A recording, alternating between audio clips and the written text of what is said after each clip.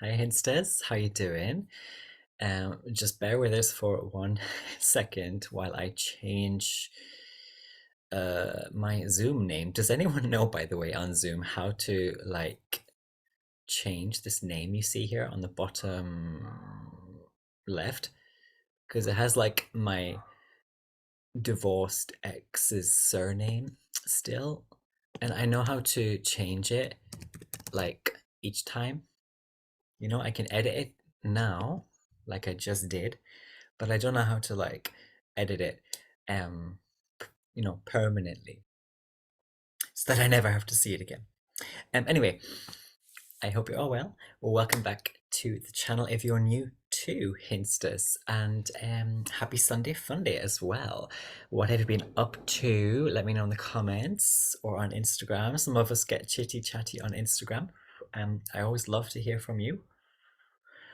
I have some green tea. I finished work a bit early, so I'm in a good Sunday Funday mood. But you know what happened this morning?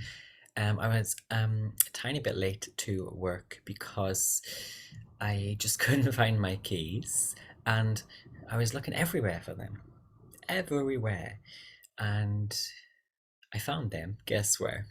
In my laundry basket. So for some reason, that's where I put them, and yeah, I think I'm getting old, and I still can't really explain it. Anyway,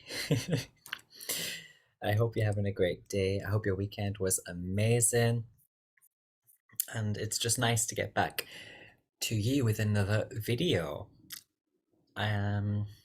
We also have this gorgeous moon in Pisces. Yeah, this kind of transit in Aries season can be like jumping on misunderstandings or yeah, being held back as well by something or someone mysterious or subconscious or unconscious that is kind of pulling you back, holding you down. And this is a great little segue into our topic today of the retrograde, the Mercury retrograde. And that's what we're talking about in the fixed Earth sign of Taurus. And this retrograde will span the period April 20th to May 14th at 15 degrees. So slap bang in the middle of Taurus. That's actually exactly opposite my natal Pluto in Scorpio, lol. And if you're like a similar age to me, 32, give or take, I don't know how many years, you probably have Pluto in Scorpio as well. Maybe not the 15th degree, but it'll be in Scorpio if you're similar to me in age. Anyway, before we get into it, yeah, please do subscribe to my channel if you haven't already, and give this video a like if you like what I do. Also, by the way, I am still accepting applicants for my Hini High Introduction to Spiritual Astrology course, which will be starting June 22nd and is online via Zoom. And it's going to be every Saturday from 8 to 10 p.m. Seoul or Korean time. And I do have some spaces left for the free scholarships. Although if you can afford a modest fee, I will be charging £69 for the entire course, which includes all the lectures and seminars. It has homework, it has a presentation, and a final essay exam as well. And of course, you get to be with me every week. If you or someone you know might be interested, I sounded really big-headed, sorry. Check out, you get to have a chin wag with me every Saturday. Check out the description box below. The course is beginner friendly, but also it goes into quite a lot of depth on the houses. So it's also good for people who already have a little base or more in astrology, but it's more depth on the houses and planets and signs from my perspective, and also through a Hellenistic lens. And it's more, of course, an approach, a unique approach to spiritual astrology. And I'm very happy and excited to be offering this opportunity.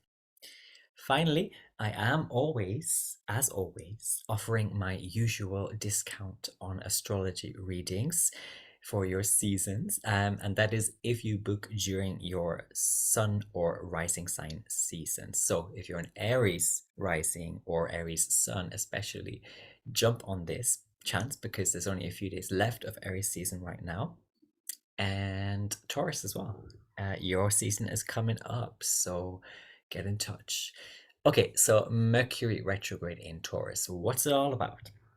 Well, I do have some videos on my channel on Mercury already that take a deeper look at Hermes or Mercury, as well as retrogrades. But briefly here, Mercury is the god of things like messages. That can be in the very literal, mundane senses, it can be in the spiritual, spooky senses, but messages. It's also the transporter or the ferrier of souls. It is the teleporter, the flitter.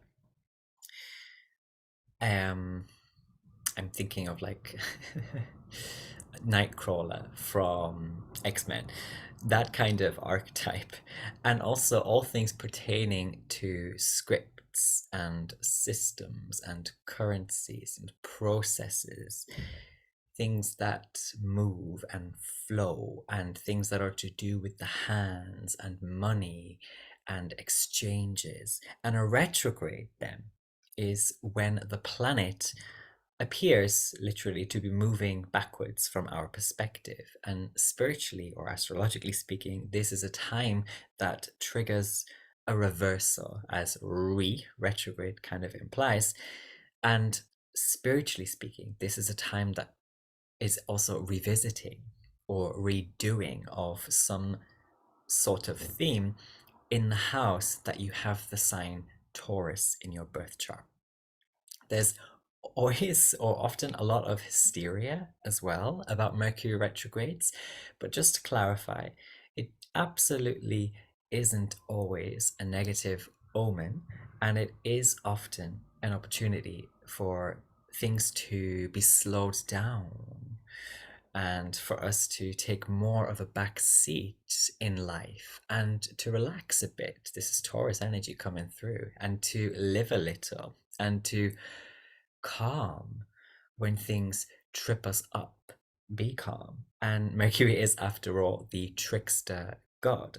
Mercury often loves a good laugh. It is considered the androgynous planet, neither a benefic nor a malefic, you know? It's kind of, ooh, I could be either or for you today. So you have to watch out sometimes. But with retrograde, Mercury retrogrades especially, it's just the gods trying to pull your leg and trying to see how seriously you take yourself, how seriously you take your life. Like, who do you think you are? Type of stuff will happen to you. You know, standing in dog poo when you think you're it, that kind of thing, is Mercury retrograde. It's just an example. Well, the sign of Taurus, then, what is that? Very briefly, as I mentioned, Taurus is a fixed earth sign, and it's also the feminine shadow house of Venus. Interestingly, when Mercury stations to retrograde, station just means it's like starting, it's sort of, so to speak, stopped and is about to sort of turn around. That's what stationing means. And that is often, especially in traditional astrology, Hellenistic astrology, considered to be the most important point, the turning point. So look out especially for the first date, April 20th roughly, and if there's any turning point for you. But anyway, when Mercury does station to retrograde, Venus will be 10 degrees of Gemini, which is the masculine light house of Mercury. So we have here this mutual reception between the host ruler of Taurus and the guest planet. And my last video goes into more detail on this mutual reception, so do check that out. A couple things that Mercury retrograde in Taurus might mean is certainly a slower, more chill and sensual approach to mercurial archetypes. Taurus is also about bones and things like hypnosis and things like sort of nymphs, and it's on the Taurus Scorpio axis, so it definitely has that spooky sort of side to it. And Taurus also tends to be a very slow to anger type of energy, and this could introduce for some a lot of making up with people, an improved sense of just getting along, and a great opportunity to reconnect with a partner or to get more sensual with people. So let's have a quick gander at some tarot then.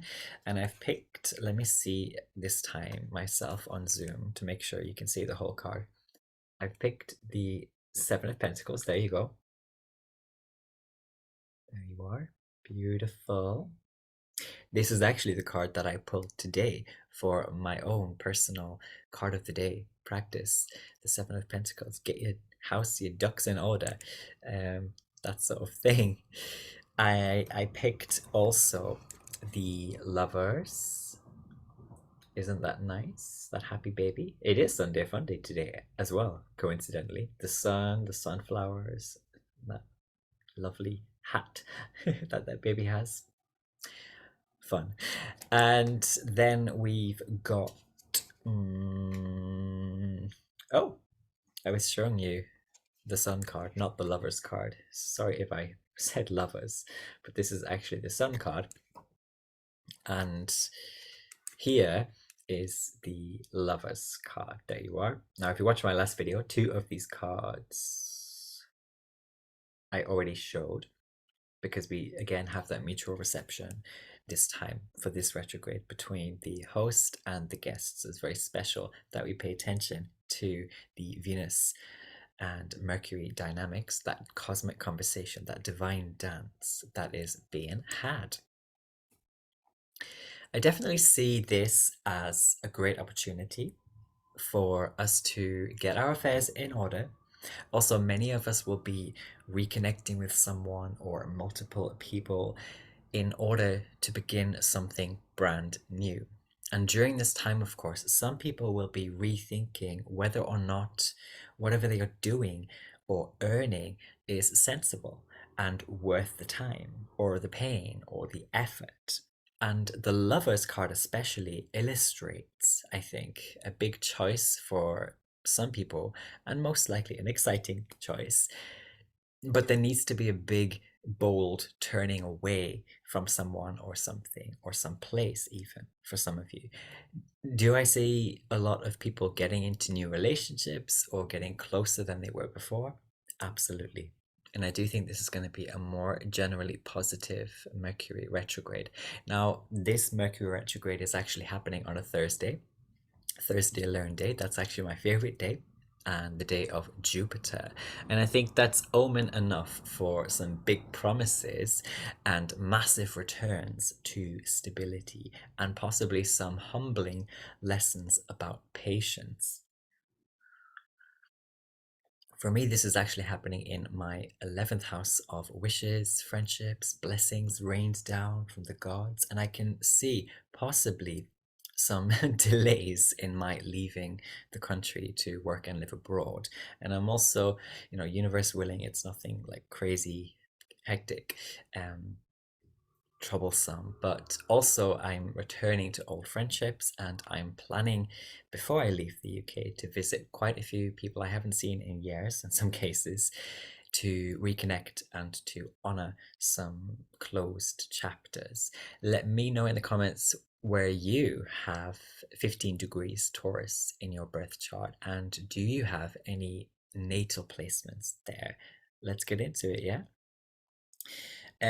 A couple of people who have Mercury retrograde in Taurus in their birth charts include Gabourey or Gabi Sidibe. I don't know if I'm pronouncing that right, but I mentioned it in my last video as well. I mentioned Gabi. And also Maisie Williams has this retrograde Taurus placement natally. Now then, let's get a little more into the astrology.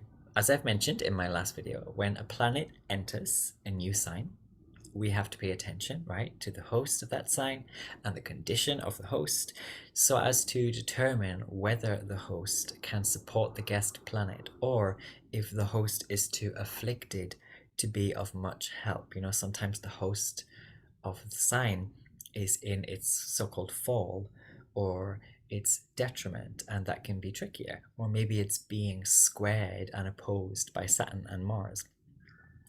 And as I said earlier, the host is Venus, right? And at 10 degrees of Gemini. So I would take a look to see what you have got at 10 degrees Gemini, or like 5, I would say like maybe even 3 degrees either way of that 10th degree. And if Venus is making any aspects to your natal planets, if so, you're going to be more affected by this retrograde and experience more of the themes of the houses where you have Taurus and Gemini. Remember, they've got this mutual dance going on as well, so it's quite special.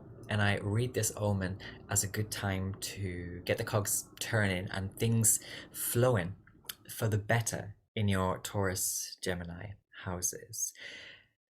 At the end of the retrograde, when Mercury stations to go direct again, so again we have that turning point, but this time going back to the regular business, Mercury will be at 5 degrees Taurus and sextiling Venus, which will by this time be in Cancer, Venus in Cancer. So Mercury will also, by the way, be sextiling Saturn in Pisces at the same time of going to station direct. And sextiles are basically this type of aspect when everything is set for something to happen and it's almost automatic many times. And because Venus also rules sextiles, this is extra special. So find out which house you have Cancer as well, so you can get a better idea of the themes you might experience. That Mercury Saturn sextile especially, I think, is very nice, potentially, making basic moves to nourish a more holistic outlook and to get more into a reciprocal flow. But back to the retrograde itself, and this is especially why I chose and showed you the Sun card, because as Mercury stations to go retrograde, the Sun will have just entered Taurus, and the Sun will be squaring Pluto in Aquarius. And so this is the tone, right, that's being set. And Mercury will be under the beams of the Sun. This means that maybe you'll be slowing down your speech. This means that the Sun, which has just come out of Aries, will have a greater say over Mercury's expressions. So there's more of a solar say going on. Now, the Sun was in that Disneyland exaltation in Aries. It is right now as well as I film. But once it's in Taurus, it loses a little bit of dignity, but it's more like things calming down and us having learned a lot about our initiations, and it introduces realizations about how we now can tend to the seeds that we've planted or the things that we've just jumped into finally, or had that energy to really smash a resolution. Aries season is that time for actual resolutions and newness. Also, by the way, for some people, I read this Sun Pluto square as a challenge to really go back and get that yes when it comes to financial and material stuff. It might, however, require some distancing from people or things or your normal routines, although probably you will be anyway focused on your recent investments and it won't be too much of like an issue for you. It might just be that you have to put a lot of things or people on hold so that you can really focus. We've got to talk about the moon as well, because on April 21st, around about then, it will be exactly conjunct Mercury, and it will be translating the light that it is carrying from the last planet that it was with, which was, of course, that recent, or right now, this upcoming, as I film, new moon in Aries. So we're coming off a new moon and going into Mercury retrograde. This is huge, exciting stuff for many people. And the moon is exalted in the sign of Taurus. So even better, going back to this Disneyland type energy. Now, obviously, Disneyland energy can promise a bit more than it actually delivers in the end. And beware of going back to the same cycles or falling into the same traps in Mercury retrograde. That's whatever the sign Mercury is retrograding in. But it is, I think, an omen for brand new beginnings, that new moon, being more solidified Taurus, fixed earth. And also, many of us will be feeling more in balance when it comes to our light and shadow sides, because the moon is carrying that light from when it met with the sun and the moon on the same degree together, the light and the shade, both the luminaries. So definitely where you have Aries in your chart, and also which house the sun rules for you, which is wherever you have Leo, this is going to be like Leonite stubbornness and sticking to the guns of whatever you find makes the most sense. And it might ruffle some people's feathers. All right, so to wrap up this video, let's look at the rising signs. Now, if you're a Taurus rising, obviously this is very special or important or profound. It's in an angular house for you, so this is said to be extra significant. And especially in like a year or two, when you look back to this date and this retrograde, you might realize, oh yeah, that was a really big change for me, or a big going back for me type of thing. And it is some sort of mercurial revision for you, Taurus rising, or returning slowly to something that is related to your body or your spirit, and even your personality could have this revamp, or this getting your old self back. It can also be a very important time for you, Taurus, to double back on what you said or thought, or put your hands to. Mercury is also about putting hands to things. For Gemini rising, there's a lot to be gained from your dreams, especially recurring dreams. And I see some of you traveling abroad or far from where you actually live or are based for some urgent reason. And sometimes this type of transit can also mean that certain shady people from the past return into your life or try to get back into your DMs or whatever. And if you had a hunch about them before, this is the time that hunch sort of prickles your skin or your hairs back up. And just yeah, beware that classic retrograde stuff of people that you don't want coming back. For Cancer rising, this is revisiting friends, this is dreams finally coming true. This is also a marker of a brand new way of thinking and moving. Cancer rising, yes, get on that horse. For Leo rising, you might be going back over your social media or revamping stuff in some sense that is like public or out there. It might have to do with how you're portrayed even, or reputed. And again, this is an angular house, Leo, so very significant things going on. And we have square energy here, so there might be a little more agitation or challenge for you, Leo.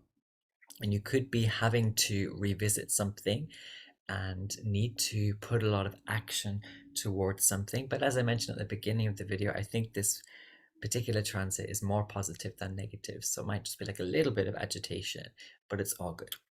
And I can see a lot of Leo risings revamping their CVs, their LinkedIn profiles, lol.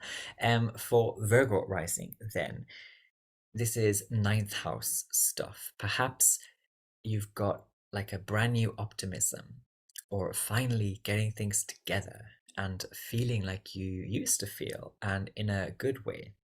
And some people will be pursuing a new religion, or maybe going back to some more religious spiritual practice, or going back to school. So that's good. For Libra rising, we've got this retrograde in your 8th house of shared contracts and other people's business, other people's drama, and stuff coming back to you, Libra. Now, just like with Taurus rising, this retrograde is especially felt for you, I think. And I see people getting it together and collecting some coins, Libra, especially if people owe you something. It could be coming your way.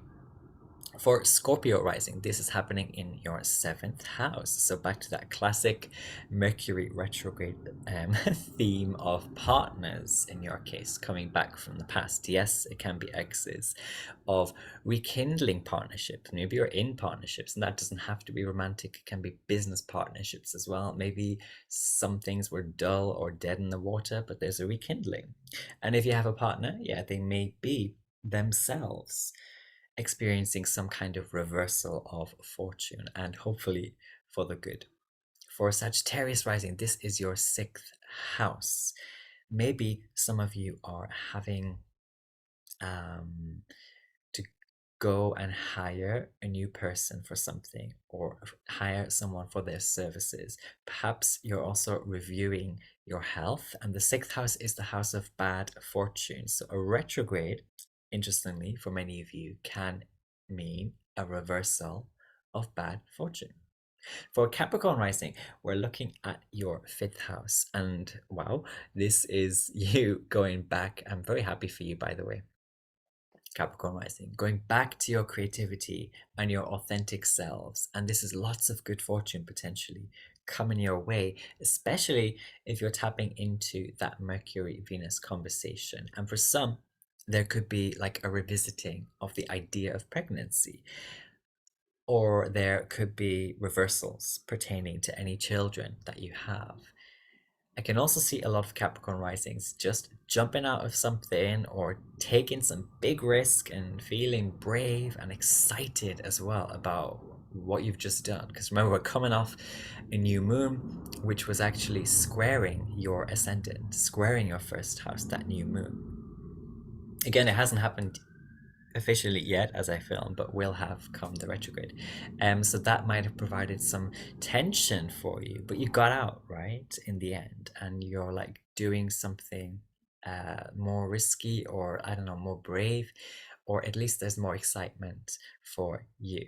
Now for Aquarius rising, this is square energy again, so we've got some challenges potentially from home coming your way, but I see you making up and being kind of diplomatic for the better. And there could also be some very subconscious things bubbling up for you, Aquarius. And quite literally, many of you are having to return home or face the past again in some sense. For Pisces rising, this is your third house, a big omen for returning to like the basic things that you used to be interested in, especially hobbies or basic learning. And it's quite likely that you start to simplify the way you think and relate to people and get back to a calmer, more stress-free mentality. Pisces sextiles Taurus, so this is like so easy. Everything is there for you, Pisces. For Aries rising, this is huge stuff potentially, with the god of currencies in your second house, aka going back on what you've been investing. And it can also mean you are returning to a certain diet or starting to cook again, or you're likely, maybe like you had some big push or idea and are starting to really throw yourself into something and work hard on something that you want, or that you want to like receive in the end or in the long run. And of course, coming off that Aries new moon, we have had, right? Or will have had in your first house. So very exciting stuff for you. Well, that's what I have for all of you, my Hinsters, today. I would love to hear from you and find out what Mercury may bring for you. And enjoy your day wherever you may be. And I will see you in the next one. Bye bye. Love, love, love.